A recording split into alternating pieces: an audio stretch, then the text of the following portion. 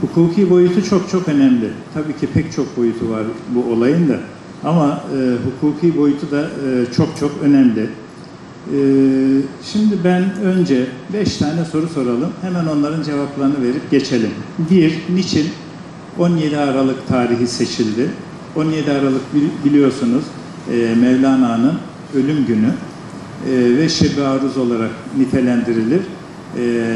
Allah'a kavuşmasını bir düğün günü olarak niteler ve o açıdan son derece anlamlı olduğunu düşünüyorum. Yani bu adam psikopat, bu adam şizofren. Yani çok sayıda sublimal mesajlarını biliyorsunuz, tanık oldunuz. Yani televizyon dizilerinden haberler gönderiyor vesaire falan.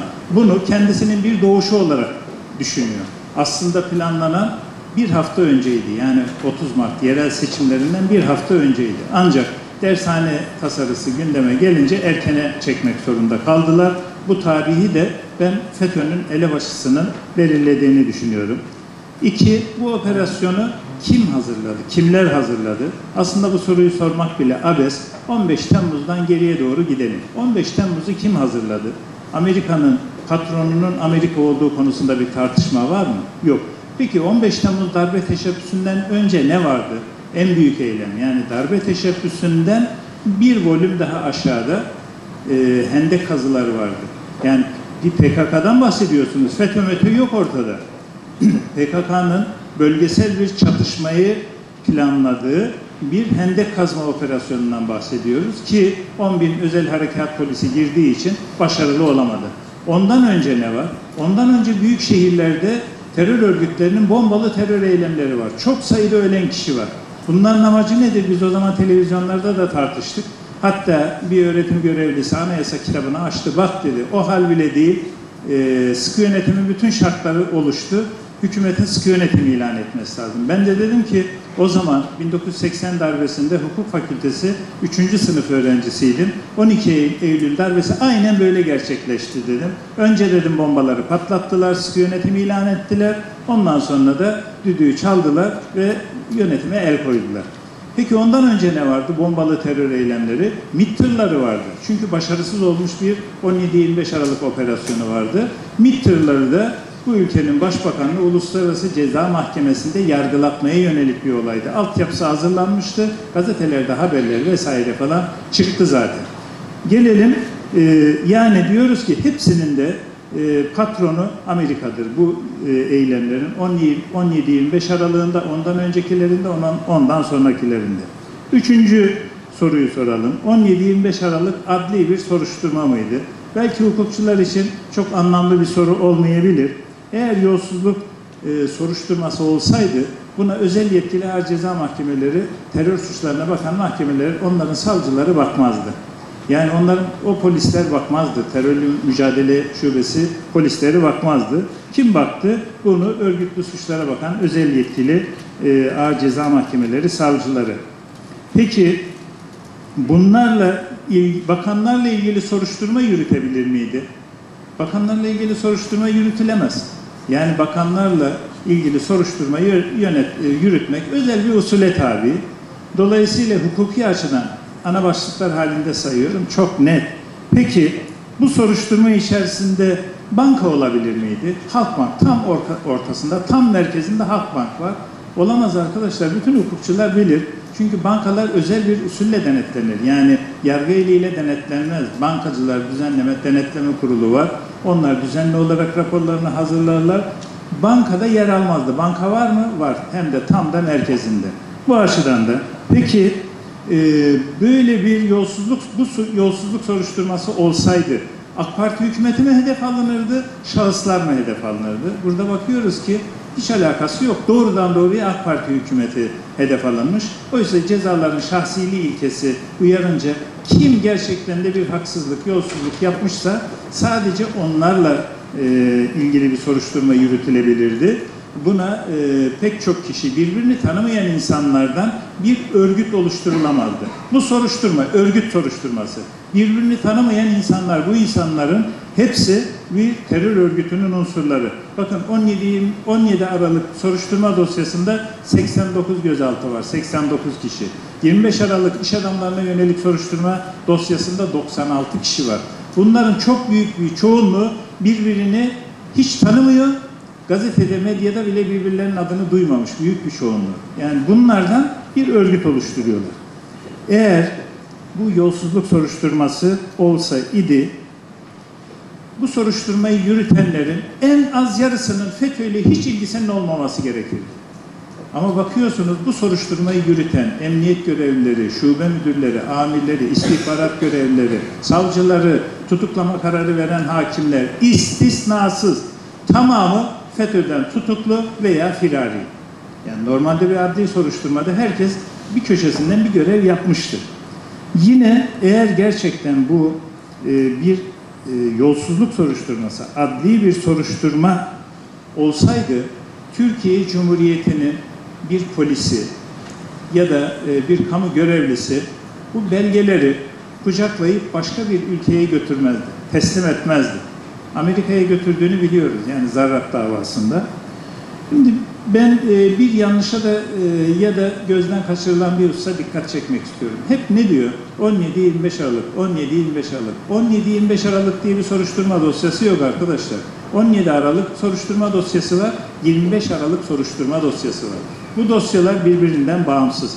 Birincisi doğrudan doğruya bakanlara yönelik bakan çocukları vasıtasıyla bakanlar istifa ettirilecek. Ondan sonra işte Cumhurbaşkanı'nın oğlu gözaltına alınacak, tutuklanacak. Başbakan istifa edince zaten hükümet düşüyor. Bakan istifa edince hükümet düşmüyor ama şu hükümeti düşürmekti. Yani bir boks maçı düşünün. Tek yumrukla çok nadirdir yani boksörün kazanması. Bu yumruklardan bir tanesi. Peki 17 Aralık dosyası, 25 Aralık dosyası onun yanında başka dosyalar da var. Yani bu bir bütün. Ayıramazsınız birbirinden. Ne var mesela? 1 Ocak MİT tırları. Ya sadece 5 gün içinde bunun hazırlığı yapılabilir mi? 17 Aralık operasyonu yaptı, başarılı oldu. 25 Aralık operasyonunu yapamadı. 5 gün sonra bir MİT tırları operasyonu hazırlığı yapılabilir mi? Dolayısıyla demek ki ne varmış? Bir de MİT tırları operasyonu 1 Ocak ve 19 Ocak'ta. 1 Ocak'ta başarılı olamadılar. 19 Ocak'ta tekrar Adana'da denediler. 1 Ocak'ta Hatay'da denemişlerdi. Peki başka soruşturmalar var. Selam Tevhid soruşturması var. Yani ben 2000 yılında Selam Tevhid soruşturmasında avukatlık yaptığım için biliyorum ve dosyanın içerisinde 1000 kişi bırakmışlar.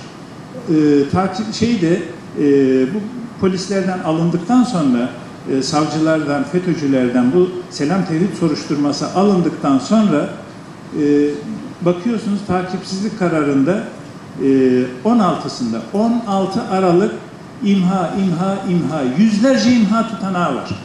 Yani aslında tarih 16 Aralık diye atmışlar da sanki 17 Aralık'tan bir gün önce. Bunların tayinleri Ocak ayının 10'unda 15'inde falan yapıldı. Bunlar başlarına geleceklerini bildikleri için dosyanın içindeki bütün bu şeyleri imha ettiler. Biz o zaman dedik en az 7.000 kişi, 6-7 bin kişi. Hatta Nazlı Ilıcak falan çok itiraz etti. Dedi ki ya birkaç kişi dedi, 30-40 kişi falan. Öyle değil. Ben yani o zaman 7.000 kişi söylemişim ama samimi olarak söylüyorum. Selam Tevhid dosyası içerisinde Türkiye'de cezaevlerine tıkılacak kişi sayısı kesinlikle 100.000'den aşağıya değildi. Yani Türkiye genelinde ne kadar tırnak içinde İslamcı varsa, bunlar için tehdit oluşturan kişi varsa hepsini cezaevlerine dolduracaklardı. Yani bütün her şeyin başladığı tarih olarak biz daha çok Gezi'yi işaretliyoruz. 2011-13 yazını işaretliyoruz. Yani bir 5 yıl geriden işaretliyoruz. Ama bu 40 yıllık bir terör örgütü. 70'lerin sonunda temelleri atılmış ve yapılandırılmış. Safha safha geliştirilmiş, kendini kamufle etmiş ve güçlendiği anda sonuç almaya yönlendirilmiş bir terör örgütü. Ama biz hani Gezi'yi bile işaretlesek operasyon tarihi olarak bir 5 yılda bu örgütün sahibi, bu örgütü bir istihbarat örgütü olarak yapılandıran ve Türkiye'deki darbe süreçlerinde devletin her kademesine, devletin başına oturttuğu kuklalar sayesinde sızmasını sağlayan devlet, yani Amerika Birleşik Devletleri'nden bahsediyorum. Bu bölgede, coğrafyamızda ve hasreten bizim ülkemize yönelik o büyük 2. Sykes-Picot projesini en azından şimdilik rafa kaldırmak zorunda kaldı. Trump'ın geçen hafta Suriye'den çekiliyoruz şeklinde yaptığı açıklama aslında Türkiye konusunda bir çaresizliğin ifadesidir. Yani her yolu denemenin, her türlü sofistika operasyonu çeşitli ambalajlarda yeniden denemenin, değişik kadroları yeniden devreye sürmesine rağmen sonuç alamamasının bir teslimidir. Yani başımıza geçirmeye çalıştığı çuvalı Türkiye Amerika'nın başına geçirmiş demektir. O yüzden de kendimize haksızlık etmeyelim. Biz evet yanıldık, evet daha erken fark etmeli ve içimizde barınmalarına izin vermemeliydik. Daha erken, evet. Çünkü canımız çok yandı. Bu sadece FETÖ terör örgütünün 15 Temmuz 251 insanımızın canını almasıyla sınırlı bir şey değil. Çünkü bu örgüt ve bu örgütün başka versiyonları, DAEŞ'ın var ediliş biçimindeki şüpheler, henüz DAEŞ'i tam teşhis edemiyor dünya.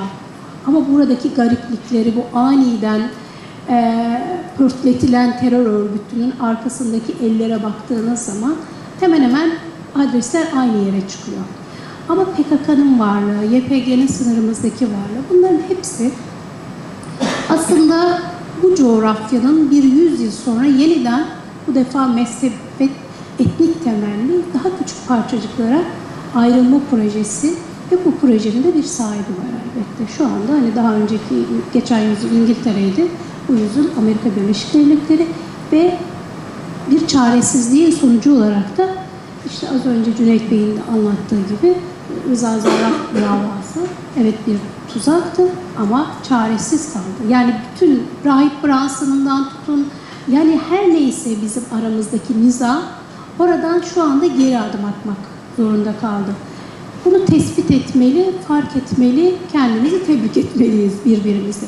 Lakin bu kadar büyük yatırım yapan, bu kadar büyük operasyonlar çekebilen bir gücün 100 yıllık bir projeyi şimdilik rafa kaldırsa, dondursa da bundan vazgeçtiğini asla düşünmemeliyiz. Şu an bizi yeniden bir gafil avlama zaman aralığı gözlediğini, beklediğini unutmamamız gerekiyor. O yüzden sağımızda solumuzda. Yani bu değil ki paranoyaklık. Ama karşımızdaki muhatabımızın bize ve coğrafyamıza yönelik niyetini bilmek ve unutmamak gerekiyor. O yüzden de bunları hatırlayalım. Bir daha karşımıza FETÖ diye bir örgütle çıkmayacaktır. Ama başka türlü bir yapıyla ve operasyonla çıkacaktır.